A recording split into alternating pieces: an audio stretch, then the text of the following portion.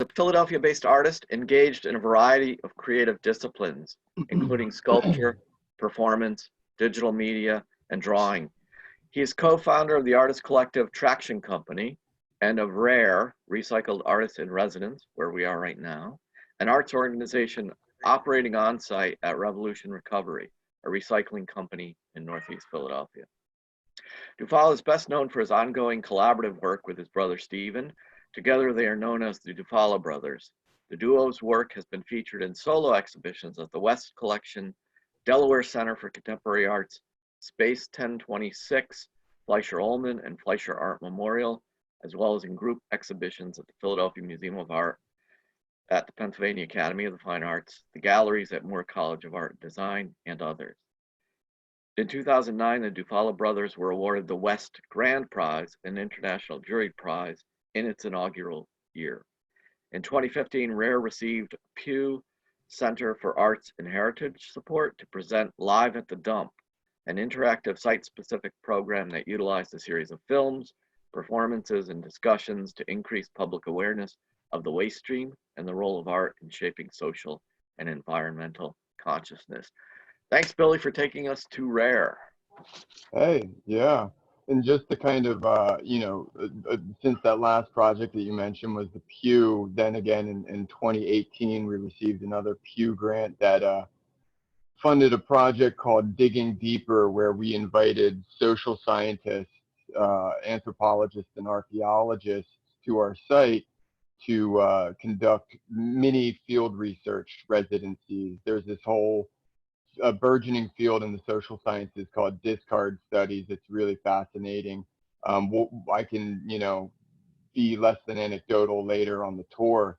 And then just recently, for the students who may be aware of the artist, the legendary Merrill Latterman Euclid.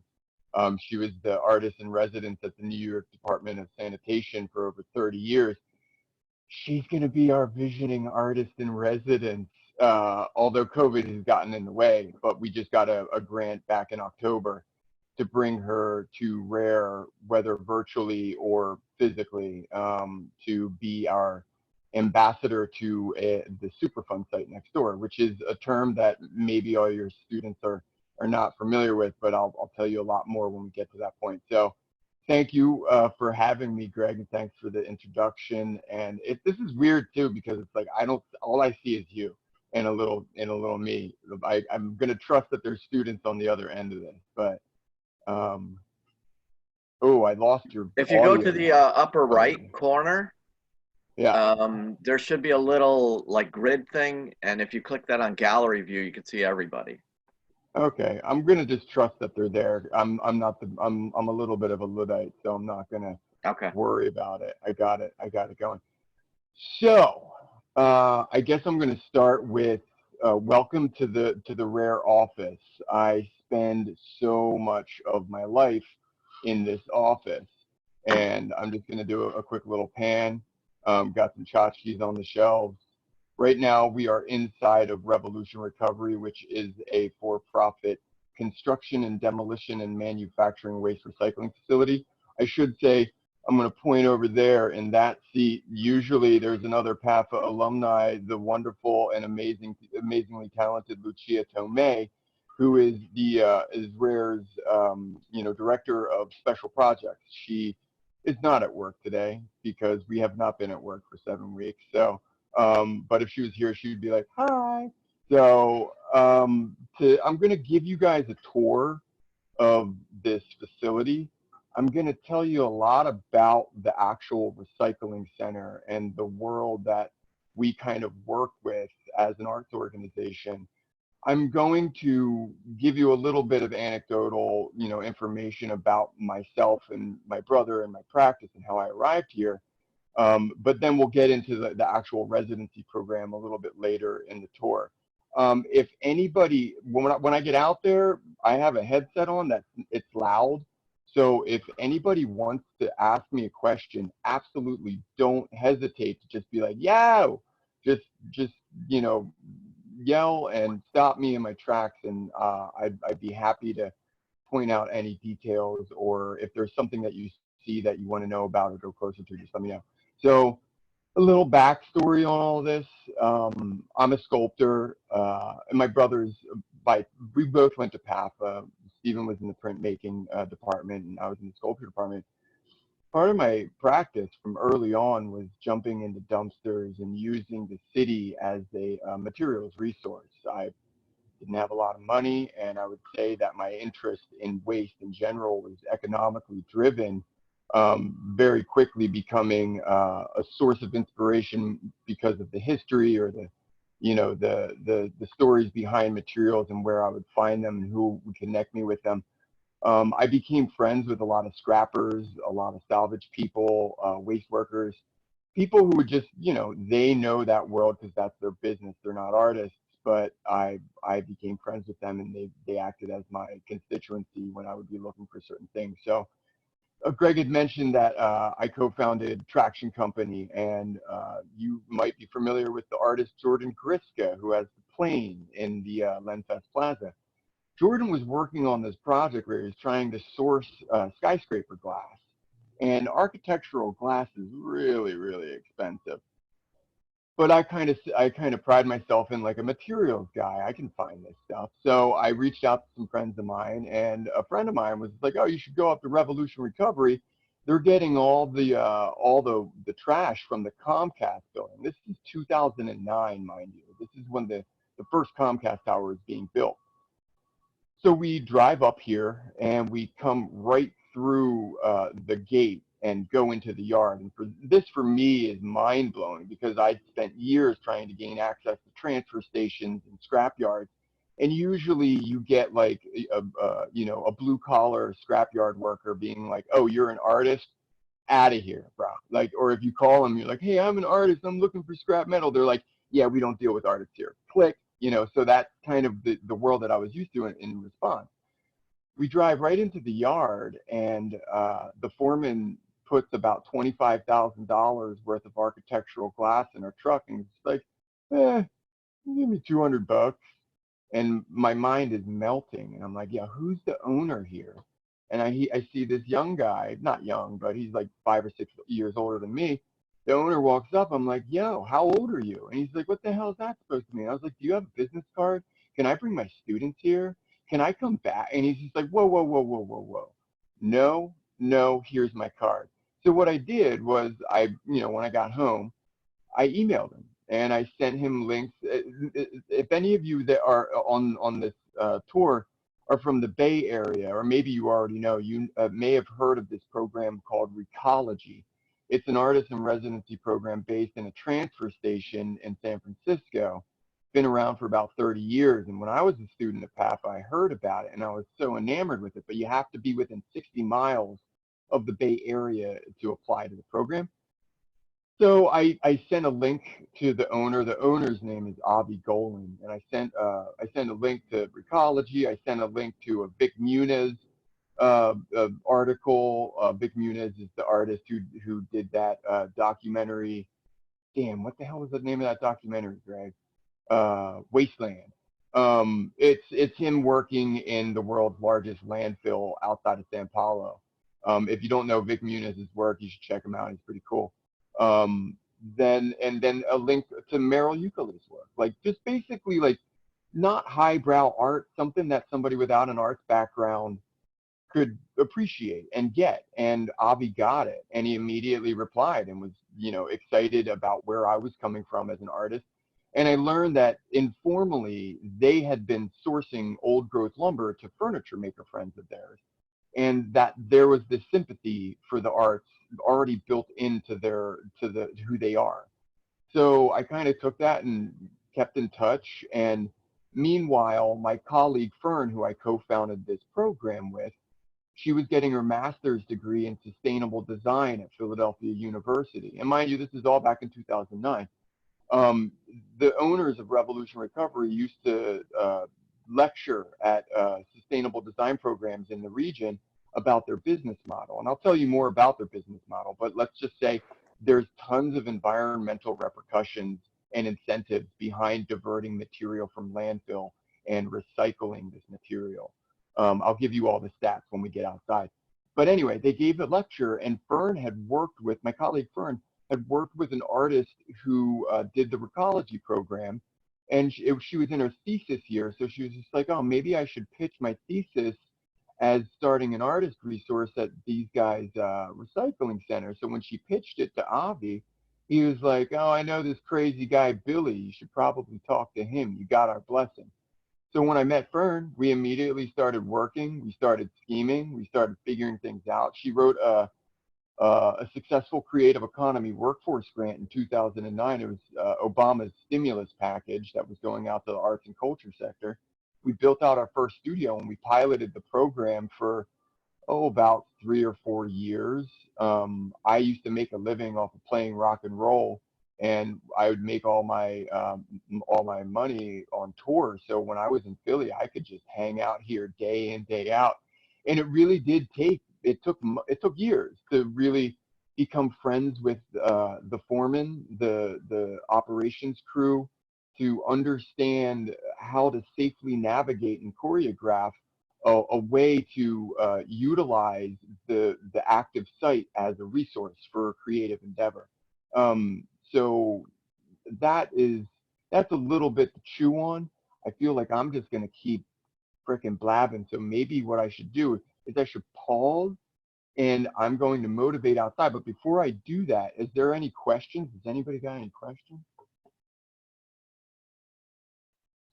Cool. So I'm going to take you guys through the office. I'm going to try and stay quiet while I do that, because there are people who are working here.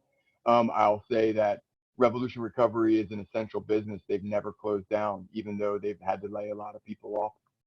They're kind of skeleton crew, and they're just starting to ramp back up after some of that CARES Act stimulus package that came back. So they're looking in better shape than they were several weeks ago. But let's go. We're going to go on this tour. All right. And if people have questions as we go forward, feel free to put them in the chat, and Billy can check that later, or I'll read them out. Oh yeah, if you want to read them out, Greg, that'd be great. Yeah. So any questions, put them on the chat.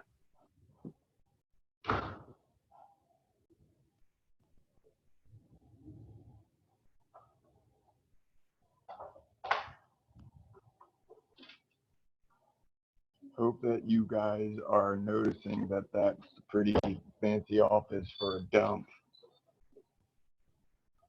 We got a nice design sensibility here. Me and Lucia help him with that too. That's my homie. That's Dixie. He's one of the box truck drivers. Billy, all right. Billy, we lost your video. Oh no. Oh, we got you. You're back. Okay, cool. All right. So I'm gonna give you a little lay of the land. So this is typically where I start the tours. If you can see over there, that's a scale. So let me back up a minute. The Revolution Recovery, as I was telling you, is a construction, demolition, and manufacturing waste recycler. They bring in about 450 tons of material a day that we have access to. I want to quick, dispel any confusion. This is construction and demolition waste. We call it C&D waste. It is not curbside municipal recycling. We do not get cans and bottles, and we do get cardboard, but it's from industrial sources. This is not a municipal thing. This is a private company and for profit. Out of that 450 tons of material that they bring in a day, they divert 80% of that from landfill, and that's a huge number. I was mentioning those environmental repercussions or residuals, and that's the main one. They basically, all day long, we can see this truck. The trucks come onto that scale, they scale in and they get a weight, and then they go into the back of the facility to what we call the tipping floor, and they dump the contents of their dumpster, and then they scale out. And that's how the people in the scale house, they get the weight, and they charge the client by the ton, usually like $100 a ton. So you get 150, 200 trucks a day when it's busy. That's a lot of material, and 450 tons, that's an average. So in the summer when it's really busy and construction's booming and business is booming, they can be moving anywhere from 700 to 800 tons in one day.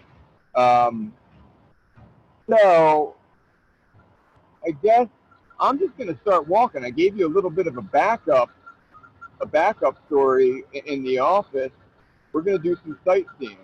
I like this over here. We're walking back towards the tipping floor. We kind of pretend that we're a dumpster right now. Over here, we got wood chips. Dimensional lumber by volume is the largest material that comes through this facility. In my personal practice, I do not go to Home Depot or Lowe's to buy wood anymore. I haven't bought a 2x4 in years. That's a cool little claim that I can bank on pretty regularly. But really, if you think about any type of anything going anywhere, any kind of good, it's being shipped, it's on a crate, it's on a pallet. If you think about any type of construction, there's some kind of wood architecture behind it. There's some kind of infrastructure that's wood. So all day long, there's hundreds, if not thousands of pounds of wood coming in here. I'm going to give you a little bit of an anecdotal story here. When these guys started out, all of their wood was getting separated, and they would have a mulching company from Lancaster that would come in. They would ship it, they would load it, and they would get it out of here for zero cost. Now, this is a way to describe the business model. Out of that 450 tons that comes in every day, they divert 80%, but that 20%, they're still paying to send it to landfill. So something like wood is they're getting paid to take it, but they don't want to pay to get rid of it. So they didn't charge that mulcher any money to come in, ship it, and get it out of here, and they were breaking even.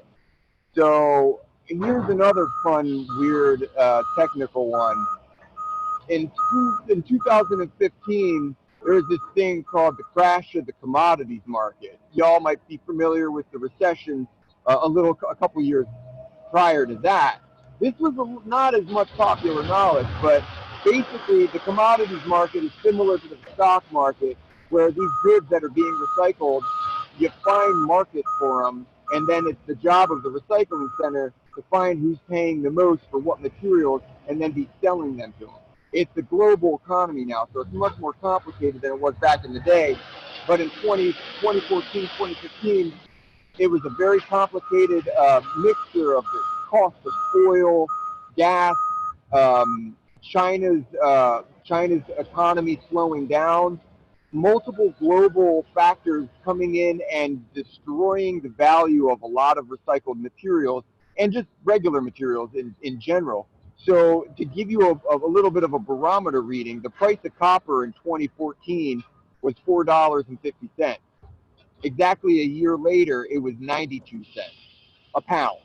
And that kind of shift, or let's just call it a drop, was across the board. The materials that they use here, or let's say they recover here, are metals, non-ferrous metals, wood, cardboard, paper, plastic, rigid plastic, film plastic, concrete rubble, paper, I already said that. It's not too diverse, but if you think of a construction and demolition waste stream, that's what you're usually getting in. So when the commodities market crashed, they cut off their contract with the mulcher, and they started leaving all of that dimensional lumber on their sort line, and they would mix it with the residual waste from their sorting process. They would grind that and make sure that they just left in petroleum-based rigid plastics and paper, and then they started manufacturing a biofuel that they would send to a waste-to-energy plant in Reading, Pennsylvania. So they dodged a bullet for about 3 years, but then certain parts of the economy keep getting worse, and then you get the price of natural gas being so damn cheap that the waste-to-energy plant went bankrupt, and when it came back online, it was running on natural gas. So now they're back to chipping the wood themselves and selling it to somebody who's going to turn it into mulch. But I wanted to point that story out and tell it, because there's this thing that happens when you're in an environment like this, in a setting like a recycling facility, where you it's its own ecosystem. It's changing every day. And when you're here over the course of months and years, you can kind of see the changes and the effects, not only just how the yard changes in the materials, but it's being affected by these global industries and this shifts in economies.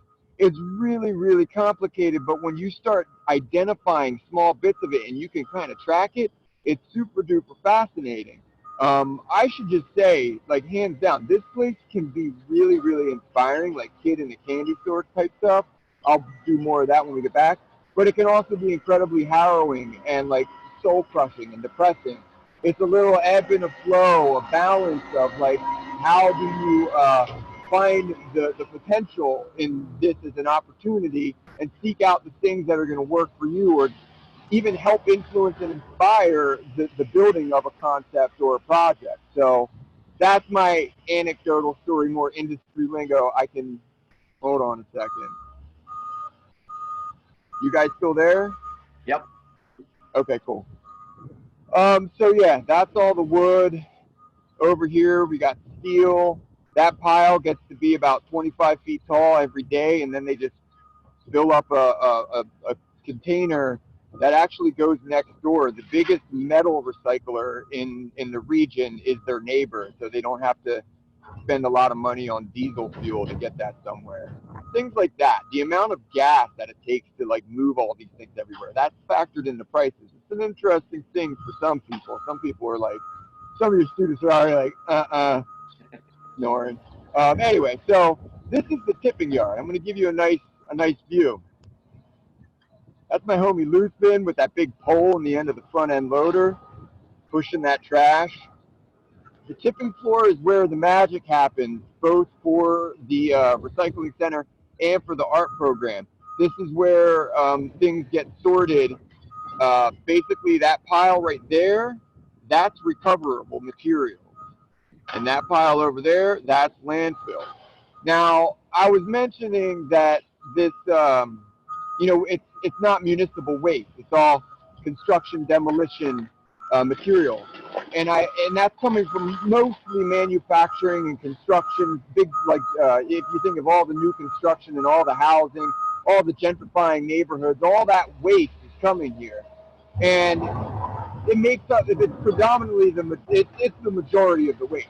But you also have to think that every single day, there's also this domestic clean out. And this is what artists typically gravitate towards. It's, if anybody's ever seen the 1-800-GOT-JUNK truck, it's either somebody doing some spring cleaning, or oftentimes it's somebody who passed away and their entire lives they're showing up at the dump, you know, over the course of a day or two.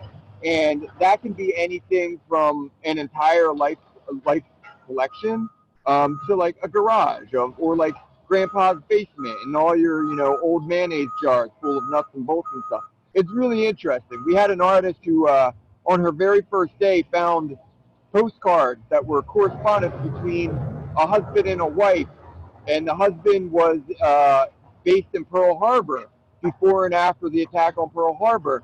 And all of these postcards were that correspondence back and forth over the course of like a year. And that artist who was here read every single postcard and was stuck in what we call the rabbit hole. Like, you go deep, and it's like reading a novel. It's absolutely fascinating.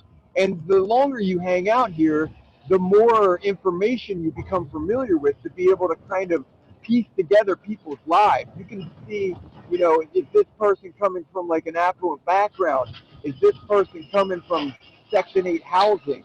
That kind of like being able to kind of discern demographics through the trash. It's all going back to that discard studies and the anthropologists who are here. You absolutely can. And it's one of those things that you never know what you're going to find, but if you look close enough, there's history all over these things. The fingerprints are endless. I'm going to do a little close-up over here. This isn't too exciting, but if you're into like weird tchotchkes, you know, you got some angels. What else do we got here? We got every day is Christmas here. I wanted to say, everybody's always throwing out Christmas ornaments, or Thanksgiving, or Easter, or Valentine's Day. I think 95% of Valentine's candies never even open. Oh, you got some slides. So basically, if you're an artist in residence here, this is where you're hanging out. There's never an artist in the yard during operating hours without the supervision of myself or Lucia. As you can see, it's not really busy here, but if you could imagine, and we're not busy here because of the shutdown, and it's just been kind of slow moving, but typically it's a lot busier. If you saw that front end loader, there's 4 of them that are on location and moving at all times. There's no excavators right now. Maybe you can see that that orange machine with the treads and the claw that's parked over there. There's 5 of those, and they're all picking, sorting, pushing, crunching, mushing, munching, and separating material and putting it in its proper places. So being in this small tipping yard can be incredibly dangerous. In fact, the reason programs like RAIR and Recology are really unique is because they typically won't happen because of liability. Owners of companies like this, when they think of like putting an artist in harm's way, they're like, no way, that's a lawsuit waiting to happen. Hence the reason it took us months and years to pilot the program, gain the confidence and support of the owners of the company in order to open this up as an artistic opportunity. So back to the tipping floor, if you're an artist in residence here, you're out here and you're picking. So what you want to be doing is you want to be accessing that waste as it comes out of the back of a dumpster. And what I'm going to do is I'm going to get over on the other side of this dumpster so you can experience the dump. It's for whatever, I've been here for, oh man, I've been here 10 years on and off. I still, there's something satisfying about watching dumpsters dump. Oh, this is probably going to be a really unsatisfactory dump. I don't think there's really any material in there. Yeah, put it here. It's all good. It's funny too, like typically I'm out here in a hard hat and a safety vest. Haulers think that I'm an employee and I have to be like, I'm actually not, I'm just an artist, and they're like, what? Kind of funny.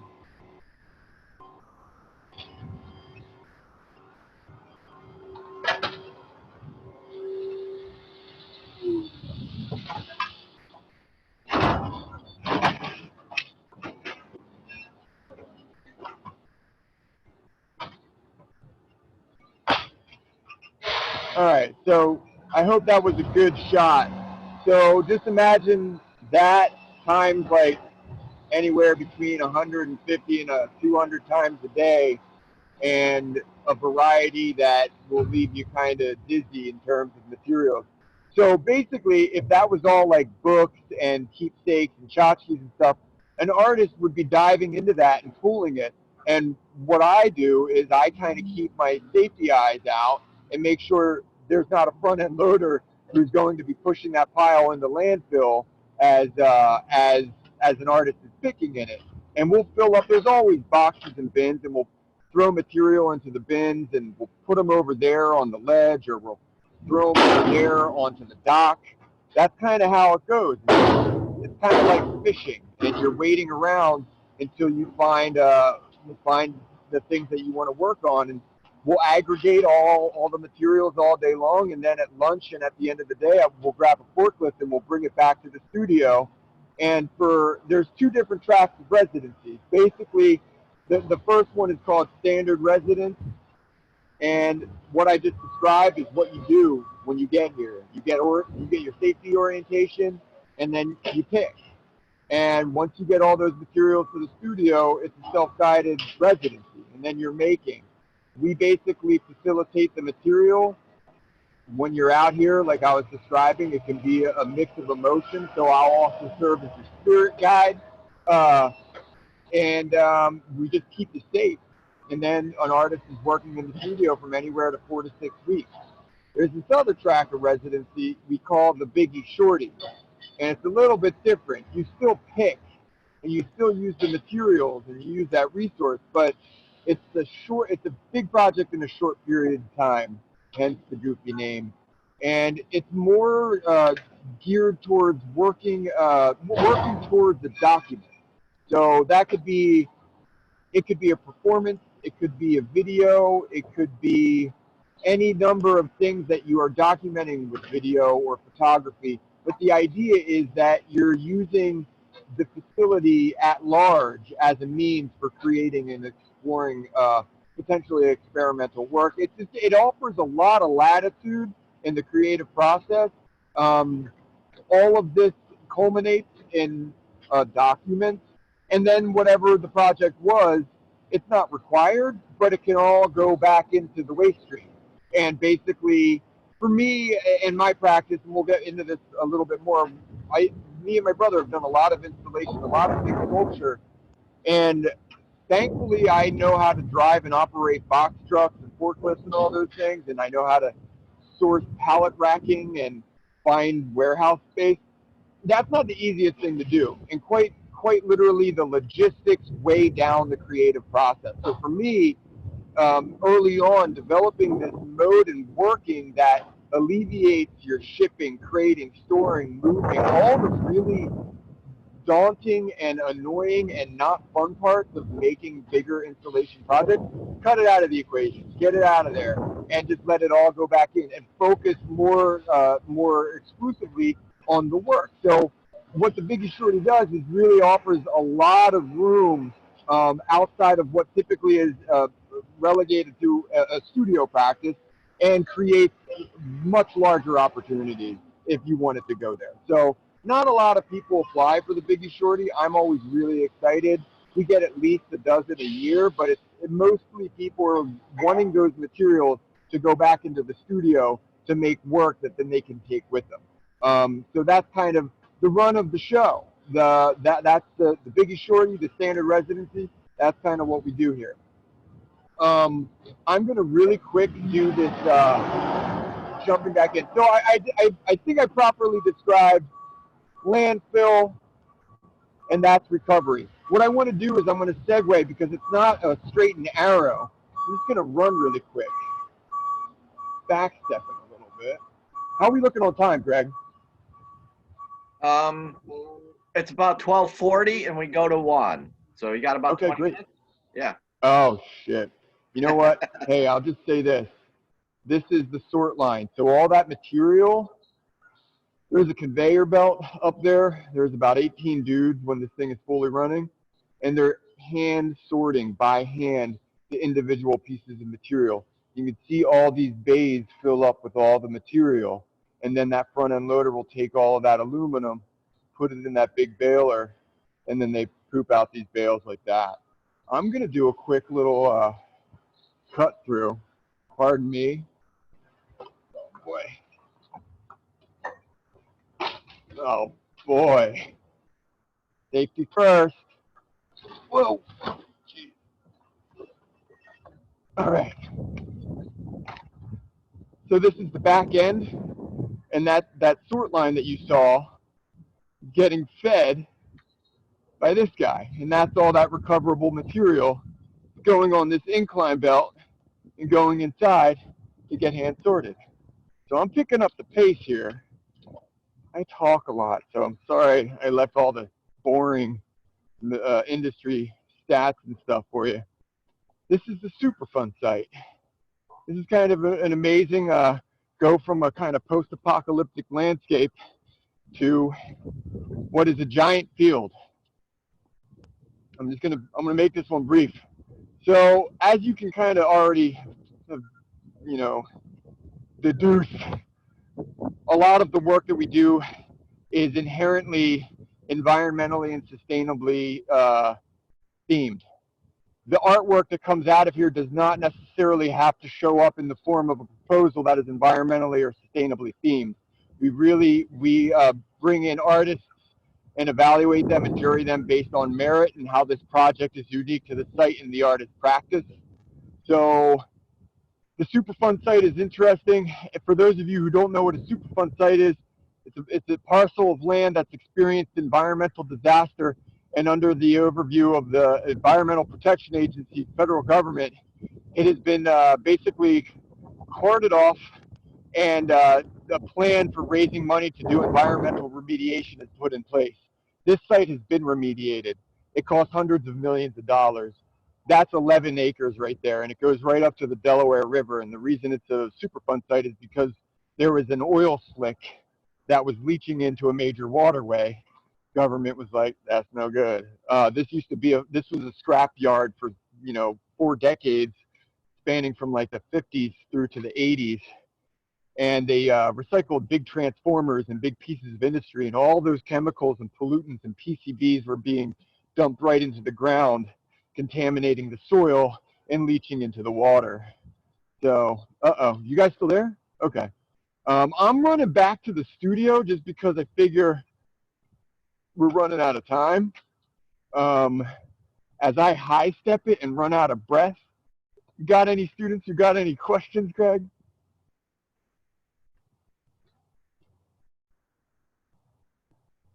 Can you still hear me?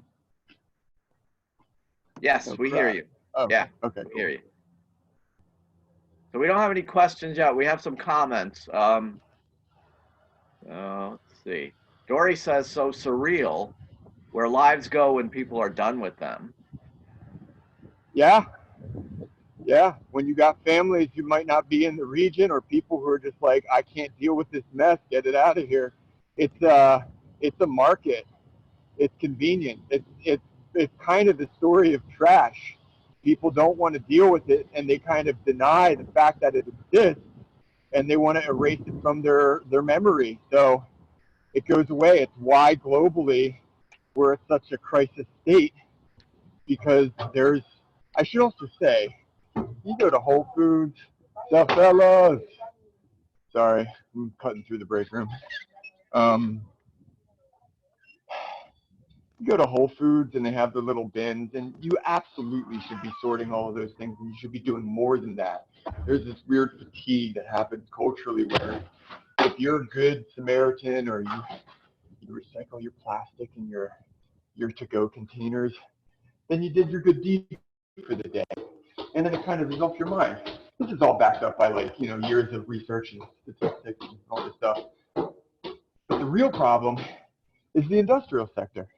Big manufacturers, global conglomerates, putting so much trash in the landfill that's the real problem. I mean, as individuals, we have a voice and we play a role in it, but it's the thing that we do as an organization is we visualize this thing that's more or less invisible to the general public. Not a lot of people are walking down the street and rolling in and visualizing this. So it's kind of our mission is to create awareness about these things through art and design. Billy, I have a question. Abby Lakey asks, how many artists do you generally host at one time? One, depending on the nature of the project. We do about 6 a year, and if we write a killer project grant, that artist will be overlapping with the open call. But for the most part, like Meryl will be running throughout the year over the course of the next 18 months, and she'll overlap. And we also have a thing called the fellowship, it's not part of the open call, and that's like more established artists who are coming in to do a residency through the course of the year. And so then there may be 2 artists at a time because of the fellowship, but for the most part, we've learned that the opportunity is the best when we have one artist to focus on. It's also the safest, and that's like the most important part. If anybody ever gets hurt here, game over. So, yeah. No, we usually do at tops about 6 to 7 artists a year. So I have one comment from Suzanne who said that she's seen the same sorts of experience at estate sales when people haven't moved in like 50 years. That these memories just get picked through by strangers. They should know about John Rubin's work in the Shanghai Biennial. He took an estate. He took the estate of, I forget the name of the individual, inconsequential, but he took a family's estate and brought it to the Shanghai Biennial and had it on display as his exhibition, as his contribution to the Biennial, and invited the public to buy it all.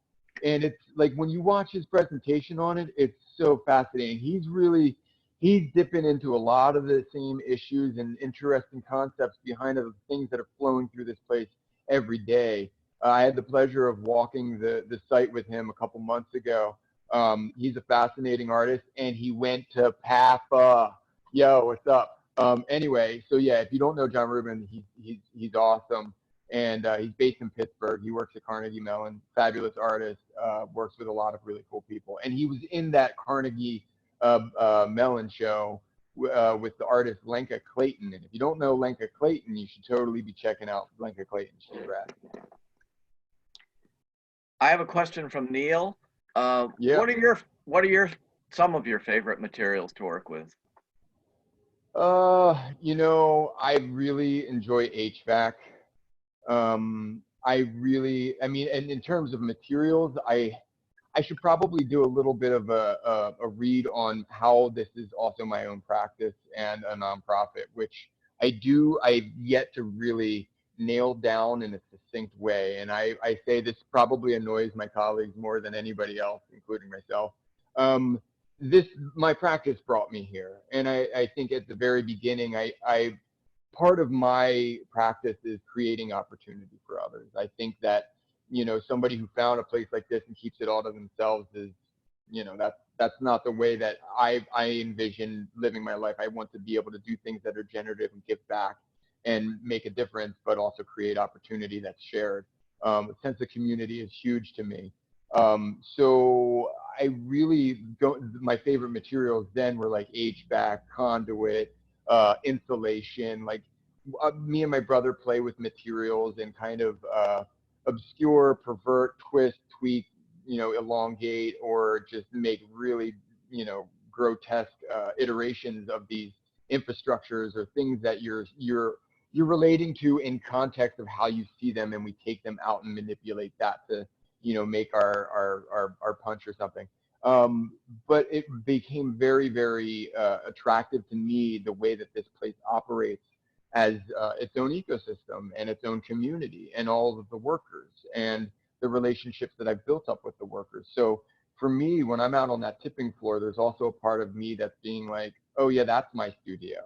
And when I look at the dudes in the equipment, I'm like, oh, that's my collaborator. And when we did a short video, being able to pay the operators on their days off to come back and work on a project is something that is absolutely so exciting. You'd mentioned that Live at the Dump project that we did in 2016. It was the first time we were able to ever like do like a proper PowerPoint for all of the operations team, and we had Arabic and Spanish translators. So it was great. It was the culture in the yard shifted immediately, and people were more interested because they had more of an understanding of what the hell we were doing.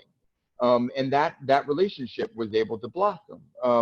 So being able to involve them in a way is something that I've always been curious about and have done in fits and starts. So I think this entire project in general is probably my favorite material. And I know that's a cop-out of an answer, but it really is. It's like this, if this COVID, if walking into the next Great Depression, you know, puts this company out of business, it's going to be really, really sad. I don't see that happening, but I also do, you know, on my darkest days, see myself being like, fundraising is going to be hard. What if I don't actually make money to run this nonprofit that we run? And then what do I do? And I'm not, if that were to, let's just say hypothetically, that was the situation, I would still be coming out here and hanging out and figuring out how to make work happen. I think, like, first and foremost, it's great that it's operating and it's creating opportunity. But then there's that personal interest of my own that I'm barely even scratching the surface at this point in terms of my own personal and collaborative artistic approach to it. So, yeah, I really like the excavator too. If you're familiar with any of me and my brother's work, we made these apparatus that the excavator can hold, and it's like a chalk holder. And if you laminate 3/4 inch drywall, you can form it into like a giant piece of chalk. and I spent over a year learning how to draw with one of those big machines. I don't think you can really find it online or anything, but like that, the idea of giant industrial gesture mimicking more intimate mark making has been a real you know, through line for some of the more recent work that me and Steven have been doing, and that kind of then like steered us right into the direction of the community and the day-to-day labor and the labor as gesture and the work that's happening here. And one of the videos that we made is kind of coming in and out of this day-to-day reality and then the fiction. So it's the fiction and then the back and forth where it kind of blends together. And it's a really interesting thing that is captivating and mesmerizing, but you don't know what's real and what's fiction. So I think, and this is all just like sketches and the beginnings of working in a new way for me and my brother. So I'm also looking forward to doing a little bit of that, as I'm not necessarily hosting artists for the next however long, but and already have. So that's my personal interest in it. And the Superfund site, for instance, like that's civic engagement there. That's big community engagement, and we don't really do a lot of that. Like, to answer Abby's question, yeah, our impact is on a very individual basis. A green space with connection to a major waterway, that's a game changer. We still got to, like, you know, move ahead sensitively and in accordance with EPA regulations, because like we also don't want to be in violation of environmental law. That's kind of a joke, but it's also kind of serious. And that's where we're at. So there's a lot of potential in what we have, and there's a lot of, you know, big, you know, beautiful dreams that we're working toward. And the thing that I'm trying to do more of is be more present and regular here outside of my job, to better understand and distinguish that delineation between Billy as like an arts administrator and director of residencies, and Billy the artist, and then Billy the artist collaborator with Steven. There's like, it's kind of a mixed bag. Oh, we were talking about mental health, Greg, and I will say, not to like shoehorn this in as part of the conversation. Yeah, please do. But like, quite literally, I've been doing this 21-day meditation on abundance. And you know, that, I mean, I've seen a therapist for like on and off for like 10 years. And the thing that was the most beneficial at the base of it is that you're giving yourself the time to reflect inward. And the meditation for me most recently has been amazing in terms of what it's allowing me to do for focus and balance. If anybody has ever thought about it, but has been hesitant to try it, now is the time. There is so much pent-up anxiety and frustration and fear that if we are not releasing it, it's aggregating inside ourselves. And I'll just say, the first day that I did this, when I released the mantra after the meditation, I just started bawling. I started crying like a little baby, and I hadn't done that in years. And I was like, well, damn, there's some stuff that had to get out. And in subsequently sessions, there's like this another sense of kind of confidence in direction. I mean, I don't want to get into it. I'm no I wouldn't be able to lead a group meditation, but I've begun to understand the benefits of it and through its daily practice. So putting in my little holler for treat yourself good, don't beat yourself up, and know that there's ways of not just being in the studio making things that are going to allow you to even blossom further and make even more amazing things happen. Yeah, well, and I love the fact that you're connecting sort of like the micro scale and then what's going on internally and then the macro scale. So I'm really appreciative that you brought up the mindfulness piece, because PAFA has been working on this, you know, during the COVID-19 thing. And yeah. Julie, who is our wellness person at PAFA, do you know Julie? I don't know if I see her face, I probably know. Yeah, you got to meet her. So she's reminding us in the chat that PAFA is going to be doing mindfulness programming over the summer, and she's inviting you to participate in that, Billy. So. Oh, hey, word, that's cool. I would love to. There's a part of me that wants to like find somebody who's good at leading meditation and get like some socially distanced group meditation leads out on the Superfund site when it gets nice. When it's sunny out there, it's great. It's like you're at the park because the river's there. It's really bucolic and just amazing. You just happen to be like 150 yards away of 10-year tax abatements showing up in the trash every day. Billy, we're just about out of time, and I want to let you go at 1 o'clock, and some students will be signing off to go to class. Thank you so much for doing this. Abby is asking, as a kind of last question, can you run through the artists' names one more time that you mentioned? John Rubin, he's the guy who did that estate sale. That's JOHNRUBIN. I think it does not have an S. It might be Rubens. It might just be Rubin. Merrill Latterman Euclides. I'm not going to try and spell it, but it's UKELESE.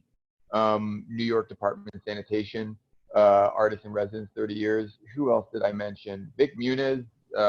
He's cool. Some of his shit's corny, but I like Vic. Did I mention anybody Clayton? else? Oh, Lenka Clayton. She did a yeah, it's just Lenka Clayton, LENKA Clayton. She's awesome. She's the person who really popularized the motherhood and residence movement in terms of, I'm not even going to get into it. But Lenka Clayton's awesome. And was there anybody else that I forgot? Those were the ones I wrote down. Okay, cool. Yeah. Anybody who wants to, you just did this virtual tour. I'm going to be doing it when hopefully it gets open again at some point. I will say, I don't know what our PAFA class in the fall is going to be like, but if you were thinking of sculpture electives, me and my brother and John Gregg co-teach found materials, and we do come here. We don't necessarily do a project here anymore, but if there's people who've seen this and are interested in it, get at me. I mean, my whole thing is being able to work with whomever, whenever, when I have the capacity to. And it's a little bit of a downturn, or let's just say slowness right now. So if there's something that really struck you, holler. I'm so easy to get at. Thank you so much, Billy. This was really, really great. Your word. It was my pleasure, Greg. Thanks for having me on and inviting me to be here. All right. Peace, everybody. All right, adios, everybody. Thanks, Billy.